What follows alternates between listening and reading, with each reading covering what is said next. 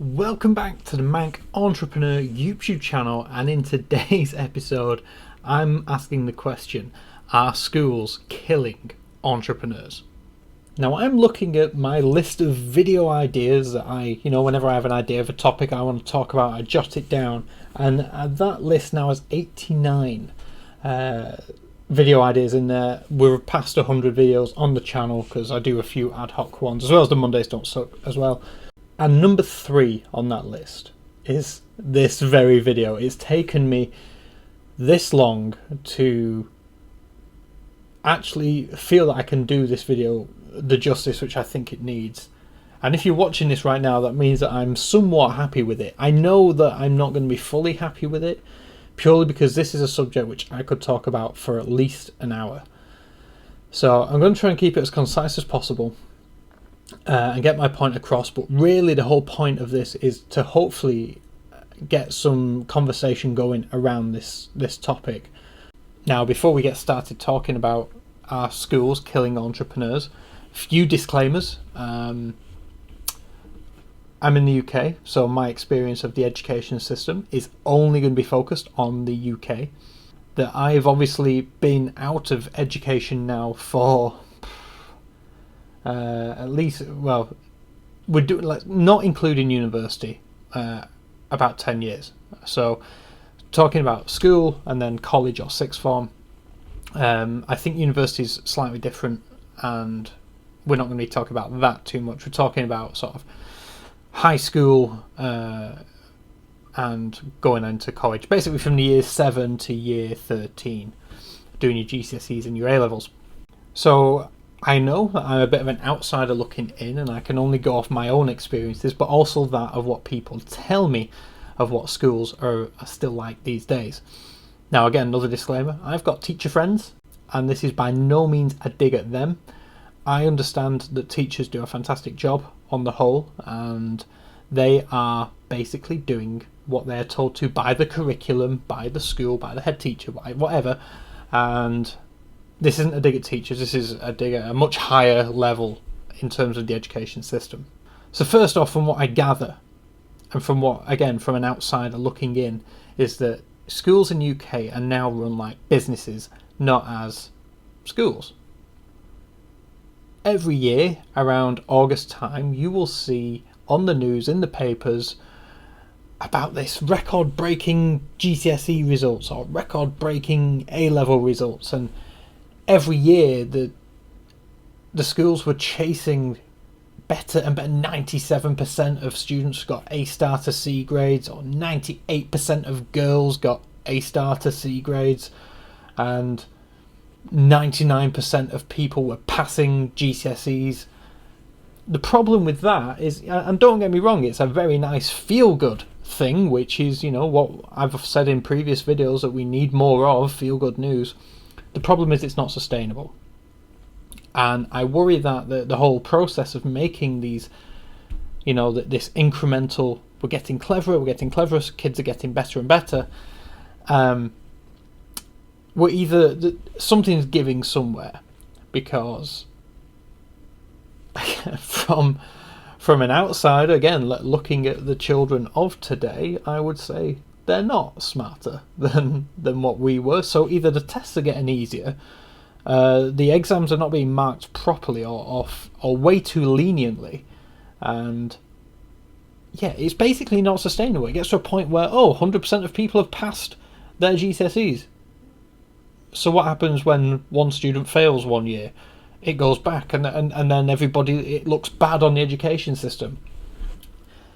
The chasing this, it shouldn't be about the results, it should be about the individual students and teaching them the core skills, but also identifying how different students learn. And I'm not an expert, I can't talk from experience, but I read a lot about what happens in Japanese schools, in Korean schools, in Finland schools, and it sounds like a much better system to me, so I don't understand why we don't have that over here. Moving on, when I was at school, I had to do what they called my options at year 9, and that basically means that you get to pick, was it 5? I'm going to say 5, maybe wrong. 5 subjects that you then wanted to do your GCSEs in. And I remember being in the meet, and they were sort of like, "Oh, you need to think about the subjects which you think are going to set you up for your future career. Which ones are going to give you are going to be most relevant to the job that you want to do." And this is, I think, year 9. What are you, 14 years old? 13, 14, 15, something like that. I didn't know what I wanted to do at 14 years old. I didn't know what I wanted to do at 21 years old. So this whole, oh, you got to pick your options. Why? Why do you have to do that then? It just seems ridiculous. And why are you putting so much importance on your career when you're 15 or 14? It's absolutely mental. And then all throughout my, it's great now because obviously I can look back with 2020 vision, 2020 hindsight, and go, actually they never once told me that running a business was an option. And one of my options in year 9 was business studies. Perhaps the one class where that would have, maybe fit in, maybe been a little bit more relevant. No. They talked a lot about marketing and sales. Didn't mention anything about the internet, which, I'm not that old. That was very much a thing. And yeah, I mean, hopefully today that has changed, but I remember, I was doing business studies and was hoping to learn about business, but more they were teaching you how to be an employee in our business. That seemed to be what business studies was about.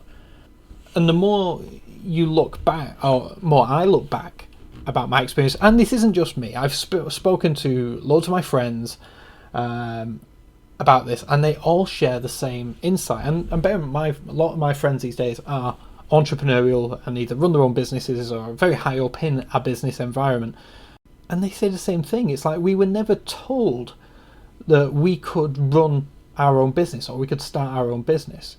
We were always told that we were, when you went to these career fairs, it was always like, oh, you could go and work for a lawyer, you could go and be a doctor, you could be an accountant, you could be an architect. And don't get me wrong, lawyers, architects, accountants can all be business people. They can run their own firms, but it was just never mentioned as an option. And ultimately that could be down to the fact that you need to get experience first and just figure, he'll figure it out in his own time. But now looking back, I realised that I was they never nurtured that entrepreneurial thing inside me, which let me think like that, let me think outside the box. I feel lucky because I sort of rediscovered my entrepreneurial thing inside me and then started exploring that. But without that, I wonder how many schools managed to properly get rid of that, and how many people just continued on thinking they had to go and work for a big business, had to go and work for Nestle, Boeing, Johnson & Johnson, whoever it may be. You have to go and be an employee, you have to go and work for someone. Why is this not a thing? And sure, we can talk about, maybe I just missed a generation. Maybe you can let me know. Maybe now this is a thing in schools, and I so really hope it is. Because sure enough, while not everybody can be entrepreneurial, and not everybody should be encouraged or treated like they're being entrepreneurial, the ones that are being let down. And I don't think certainly in my experience, there was no avenue for them to pursue different possibilities, thinking outside the box, taking risks and trying things which no one had done before. And like I said, I feel very fortunate. I managed to, find whatever it is that I wanted to do and found an avenue for me to explore my entrepreneurial spirit, if you want to call it that. But I think now it's more important than ever right now. If you're in school watching this, let me know in the comment section down below. Is anybody teaching you, or is anybody ever mentioned about the process of running your own business? That the internet is an incredible thing now, which has opened up so many opportunities to so many people. Because right now we live in a world where, if you can't use if you can't write or understand basic HTML and CSS, if you can't use WordPress, you're at a disadvantage. And these things are everywhere in the online world right now. And it would be so easy to teach these at school. I'm sure ICT is still a requirement in the curriculum. Stop teaching people about mail merge and about PowerPoint presentations. Teach them practical things. Teach them about WordPress, about CDNs, about how to set up a hosting network, how to buy a domain name. Teach them practical things, because, and this is my theory, and the beauty of video is that in 10, 20 years, I can probably look back at this and see if I'm right. But within 10, 20, maybe 30 years, there's going to be a huge shift from jobs right now. There's going to be less and less middle-of-the-road jobs, because software and computers are going to take over. What we're going to need is people to write the software, to write the programming. So, things like WordPress, HTML, Unity for programming. Gaming is not going anywhere. Gaming's only going to get bigger. If you can get hands-on in Unity and start learning some basic programming in C#, you're going to, if you start learning those rules at an earlier age, you're going to be in a much better position to start realizing what you can actually do with those skills at a later date. I can build a software product and I can sell it. I don't need to go to an office. I can work from home. We're moving away from this job society into a society which is much more fluid and lucid in terms of its jobs. Driving to work and commuting to work is going to be very soon, certainly my lifetime, a thing of the past for the vast majority of people. Everything is going to end up on the internet, and the ones who are going to win are the ones who are going to know how to play by the rules that the internet has put in place. Why are we not teaching kids that? Because the kids are the future.